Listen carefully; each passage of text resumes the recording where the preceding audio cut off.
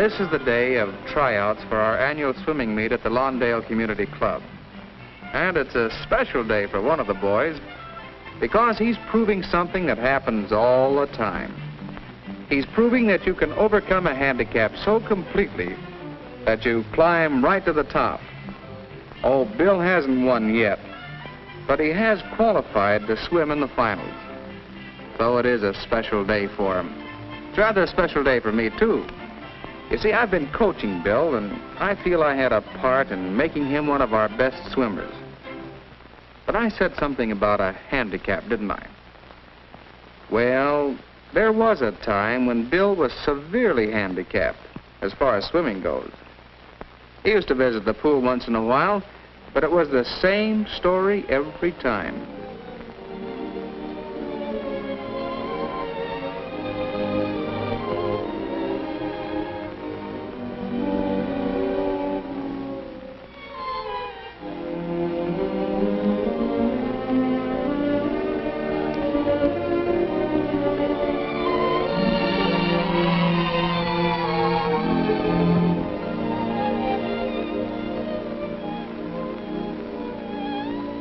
He really wanted to learn to swim. But one thing was certain. He'd never learn that way. Yes, Bill had a handicap. That handicap was fear.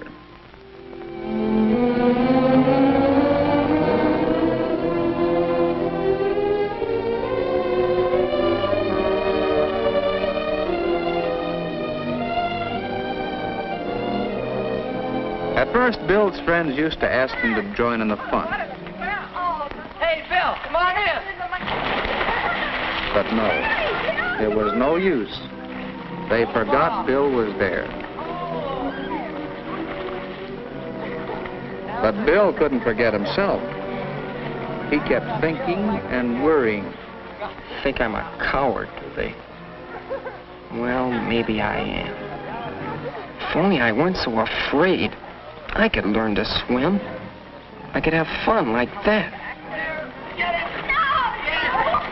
What did you do that for?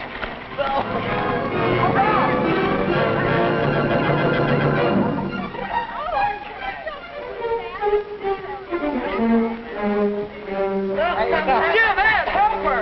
Help! Hey, what's the matter? Just Janet. What is Janet?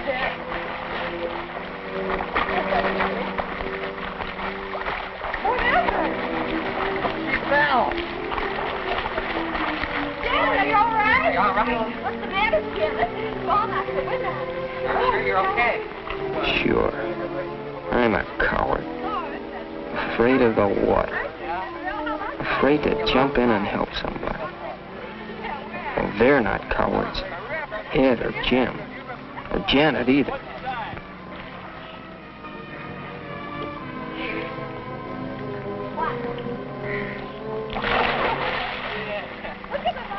They say if you fall off a horse, you should get right back on as soon as you can, so you won't be afraid of horses. I guess she's not going to let this thing worry her.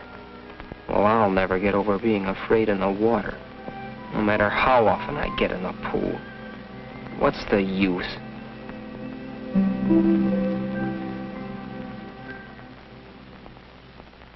Just wasting my time trying to swim.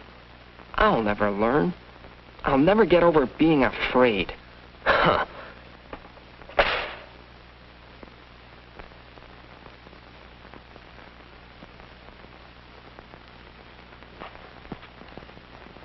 Giving up?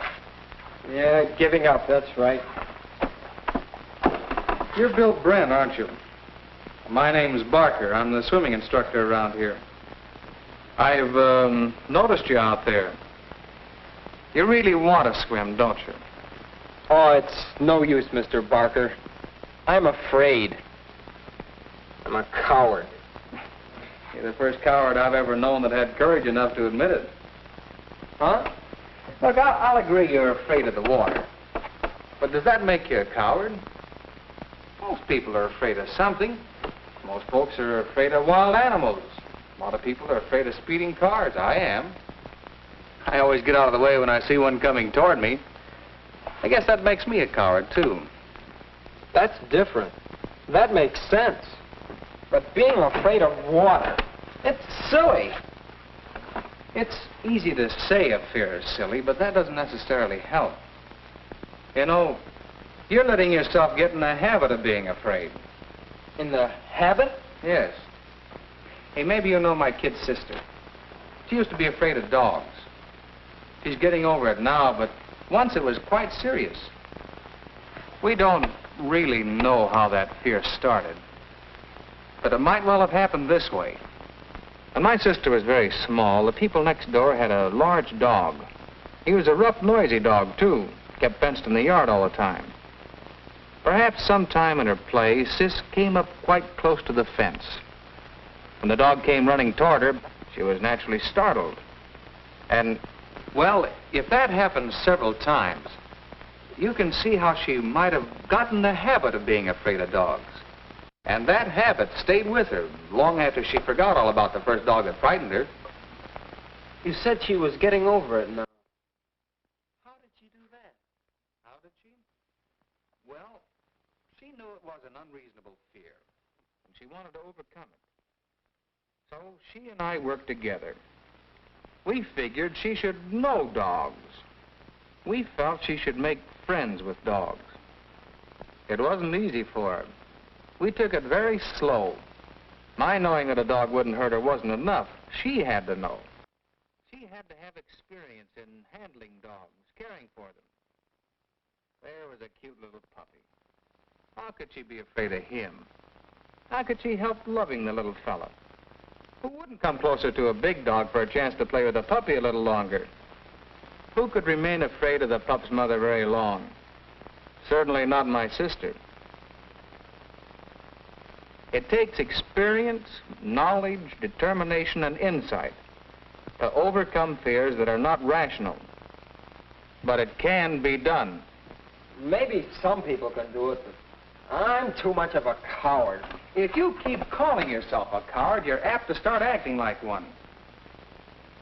Say, didn't I see your picture in the paper the other day? Something about a bicycle ordinance, wasn't it? Yes, I just happen to have a copy right here. One copy. Oh, yes, here we are.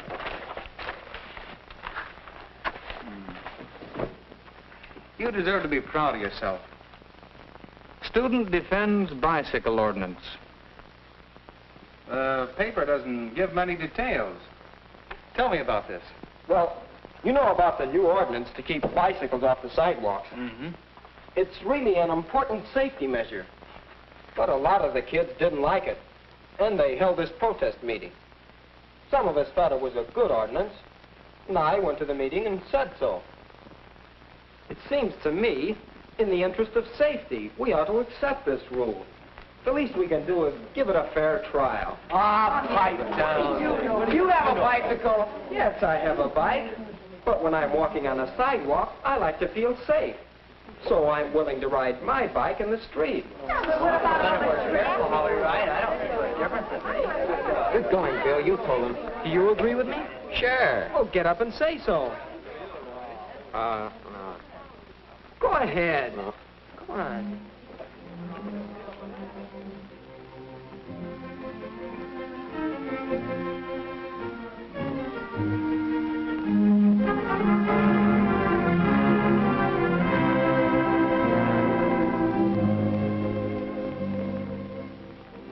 I tried to get Ed to speak up, but he wouldn't. And the kids are still all steamed up. I don't know. The courage of your convictions. Huh? About Ed. You said he wouldn't speak up even though he agreed with you.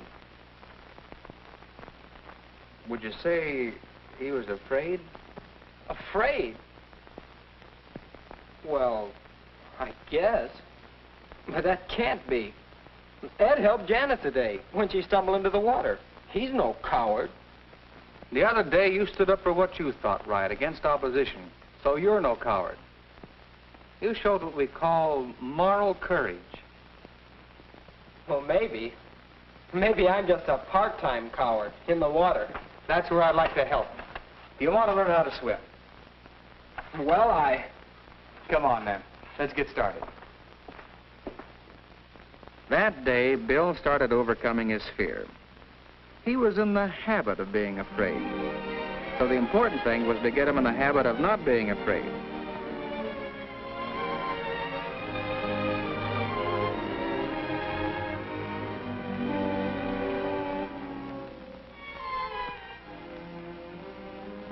Bill learned gradually, over a period of several weeks, some of the skills he would need for swimming.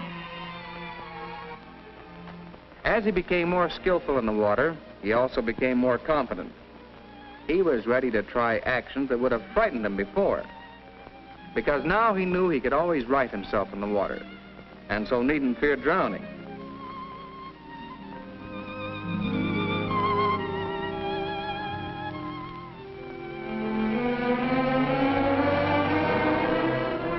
Then, as he learned more, Bill gradually eased into deeper water.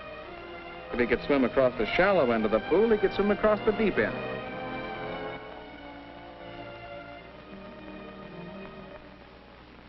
And, of course, the better he could swim, the less Bill feared the water. And he overcame his habit of fear. He became confident. And so today is a special day for Bill. He did overcome his handicap, and very well, too. Whether or not he wins in the swimming meet, he has proved to himself and to others that he is not a coward. Well, we all have little fears which hamper us. We should take a tip from Bill. Our lives can be